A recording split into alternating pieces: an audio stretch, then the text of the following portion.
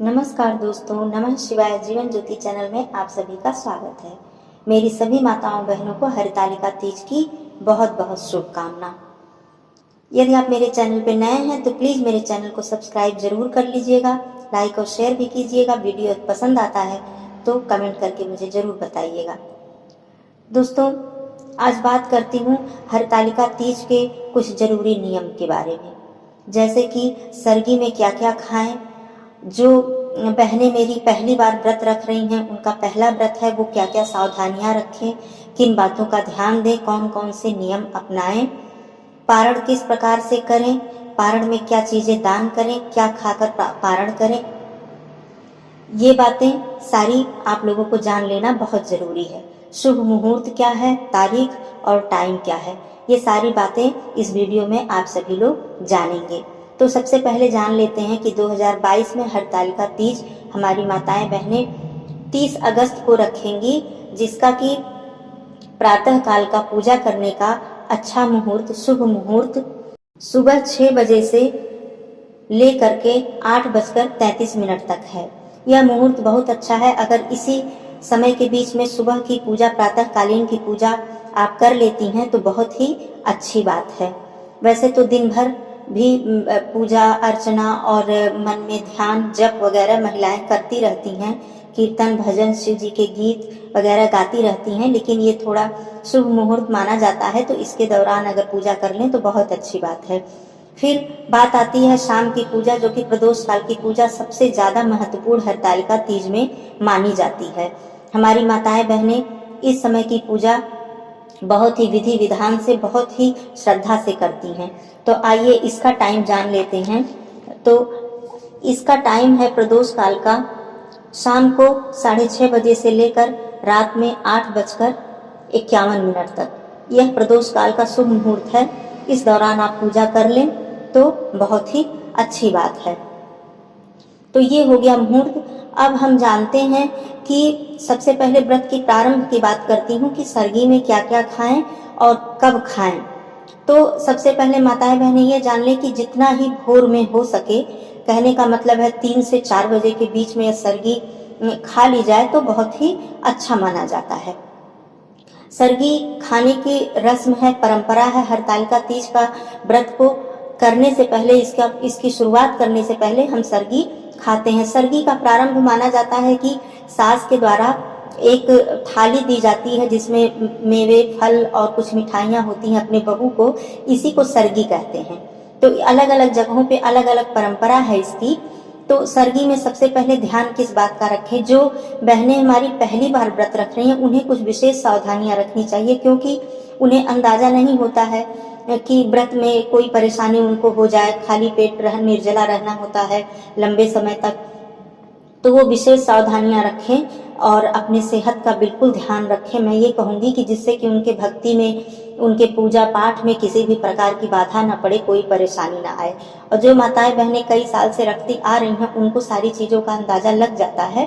तो हमारी जो बहनें हैं, सबसे पहले मैं बताती हूँ, जैसे जिनकी अभी नई उम्र होती है, नई नई शादी होती है, अक्सर तला भुना चीज़ ज़्यादा पसंद करती हैं।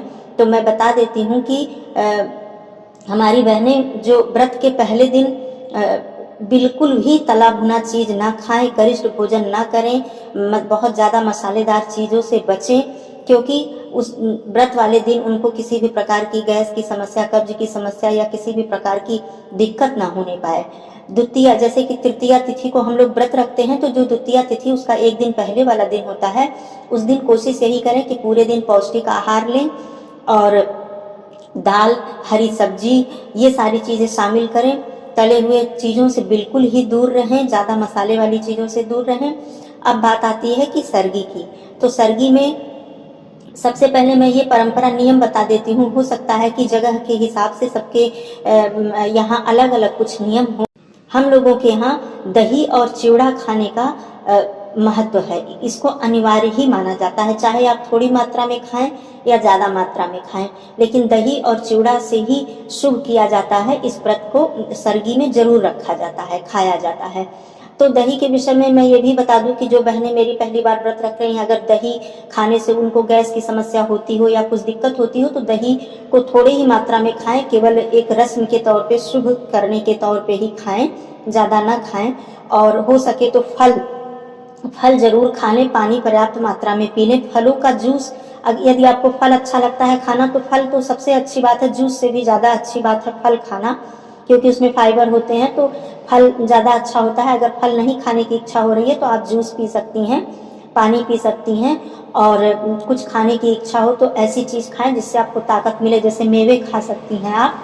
और जो आपके यहाँ जो बड़े बुजुर्ग आपकी बताएं, आपके घर की बड़ी बुजुर्ग महिलाएं जो बताएं कि जैसे हमारे यहाँ दही चूड़ा मैंने बताया, आपके यहाँ अगर इस तरह से कोई रस्म हो कि इसको खाना ही अनिवार्य है तो उसको आप उसी हिसाब से, जैसा कि वो आपको नुकसान न करे उस हिसाब से उसको थोड़ी मात्रा में या ज़्यादा मात्रा में खाएं, लेकिन पानी पर्याप्त मात्रा में पी लें, फल खा लें, फलों का जूस, सूखे मेवे, ये सारी चीज़ आपको दिन भर ताकत देंगी। अनार विशेषकर से ज़्यादा ताकत देता है, विशेष रूप से अनार खा भी सकती हैं या उसका जूस अगर पीना चाहें तो आप पी सकती हैं। नारियल का पानी यदि आप पी लेती हैं तो पूरे दिन आपको, अगले दिन व्रत में एनर्जी आपको मिलेगी। तो आप ये सब बातें सभी माताएं बहनें ध्यान रखें, लेकिन खास करके जो पहली बार रख रही हैं उन्हें अंदाज़ा नहीं है, तो इसलिए उनके लिए मैं खास रूप से ये बात बता रही हूँ। अब पहली बार जो मेरी बहनें व्रत रख रही उनके लिए भी कुछ और भी बातें मैं बताना चाहती हूँ। ऐसा नियम है, मेरे ख्याल से सभी जगहों पे नियम है, हमारे यहाँ तो ऐसा नियम है, तो इसलिए मैं बता रही हूँ कि पहली व्रत में हमारी जो बहनें होती हैं उन्हें अपने मायके की तरफ से ही सारी श्रृंगार की सामग्री और जो वस्त्र होते, जो भी साड़ी पहनती हैं वो मायके की तरफ से आती है। तो ये चीज़ आप जरूर करें, इस नियम को निभाएं, यदि आपके यहाँ ऐसा होता हो तो जरूर निभाएं, हम लोगों के यहाँ ऐसा ही होता है। तो इसके लिए भी मैं बता दे रही हूँ कि यदि किसी विशेष परिस्थिति में आपके मायके से नहीं आ पाता है, आप बहुत दूर हैं, नहीं पहुँच पाता है, तो आप इसमें परेशान मत हों बिल्कुल भी। आपकी नई नई शादी हुई है तो मायके की तरफ से तो आपको बहुत सारी सामग्री श्रृंगार की, और जैसे कि ससुराल से डाल की साड़ियाँ जाती हैं, सारे श्रृंगार के सामान जाते हैं, ऐसे मायके से भी बेटियाँ बहुत सारे कपड़े, साड़ी, श्रृंगार के सारे सामान पाती हैं, तो आप उसी में से ही कोई नई साड़ी आप पहन सकती हैं, इसमें कोई चिंता करने वाली बात नहीं है यदि आपके मायके से उस समय नहीं पहुंच पाई है चीज़ें। और दिन भर की मैं बात करूं, सुबह प्रातः काल से आप सबसे शुभ मैं बताती हूं कि आप क्या पहने। जो विदाई की साड़ी होती है, हम लोगों के यहाँ तो मायके की तरफ की ही साड़ी से बेटी की विदाई होती है, और जो बहन के फेरे होते हैं, शादी होती है, वो भी मायके की तरफ की ही साड़ी होती है। तो ये सारी साड़ियाँ बहुत शुभ मानी जाती हैं। तो आप चाहें तो प्रातः काल से ये विदाई की साड़ी, आपने शादी की साड़ी आप नई नई पहन सकती हैं, वो नई ही मानी जाएगी क्योंकि आपकी नई नई शादी हुई है, तो उसे पुरानी नहीं, तो आप प्रातः काल से दिन भर उसे पहन सकती हैं। और फिर कोई अपने मायके की नई साड़ी शाम को प्रदोष काल के समय जब आप पूजा करने जाती हैं तो आप पहन सकती हैं। अपने मायके की तरफ से जो भी सामान आपको मिला है उनमें से चूड़ियाँ और पूरा श्रृंगार, आप पैरों में महावर, पूरे 16 श्रृंगार आप कर लें अच्छी तरीके से, उसको आप पहन सकती हैं। तो ये समस्या वाली बात नहीं है कि नहीं आ पाता है किसी परिस्थिति में, तो आप ऐसा कर सकती हैं। तो पहन के आप पूरी तरह से पूजा पाठ करें, दिन भर निर्जला रखें, भगवान जी का, माता पार्वती जी का, भगवान भोलेनाथ जी का ध्यान करें, उनका कीर्तन, भजन, गीत वगैरह गाएं, उनका आरती, श्लोक जो भी है आपको आता है सब कुछ सुने या गाएं, कहें। उसके बाद शाम को जब आप पूजा कर लेती हैं, पूजा कर लेने के बाद सुबह की मैं बात करूं तो इस व्रत में मैं सुबह जो पारण का समय होता है उसमें दान और पारण दोनों बातों का बहुत ही महत्व माना जाता है। तो आप दान में क्या क्या चीज़ें दान करें, तो दान में मैं बता दूं कि इस व्रत में माता जी के लिए जैसे वस्त्र चढ़ाया जाता है, उन्हें 16 श्रृंगार की सारी सामग्री चढ़ाई जाती है, भगवान भोलेनाथ जी को गमछा या धोती चढ़ाई जाती है, जल का पात्र भी कहीं कहीं वहाँ पे उनको अर्पित किया जाता है, पीतल का या फूल का। तो इस तरह से ये सारी चीज़ें, तो दान में भी हम लोग ब्राह्मण को ये सारी चीज़ें दान देते हैं। तो आप अन्न जरूर रख लें, मैं पूरे एक एक चीज़ बता दे रही हूँ जिससे आपको कोई समस्या ना हो। अन्न में आप चावल भी दान कर सकती हैं, गेहूं भी दान कर सकती हैं। गेहूं का दान बहुत ही ज़्यादा महत्व इसका माना जाता है हमारे शास्त्रों में, तो इसको आप रख लें। दाल में आप उड़द का दाल भी इसको बहुत ही ज़्यादा शुभ माना जाता है, आप रख सकती हैं। फिर आप वस्त्र किसी ब्राह्मण महिला को आप वस्त्र का दान कर, वस्त्र के साथ जैसे साड़ी है, साड़ी के पूरे जो सेट होते हैं उसको रखने के बाद श्रृंगार की पूरी सामग्री आप दान में रख दें, जितनी भी श्रृंगार की सामग्री होती है रख दें। फिर सबसे जो महत्वपूर्ण है, जैसे मैंने बताया कि सरगी में दही और चूड़ा बहुत महत्वपूर्ण माना, अनिवार्य ही माना जाता है, वैसे हमारे यहाँ फल, जो 5 फल जरूर ही रखे जाते हैं, चाहे कोई भी सामग्री में कोई कमी हो जाए, लेकिन ये फल की व्यवस्था हम लोग अवश्य करते हैं। हो सकता है आपके यहाँ भी ऐसी ही परंपरा हो, बहुत जगहों पे है, हो सकता है कहीं कहीं कुछ नियम अलग हो।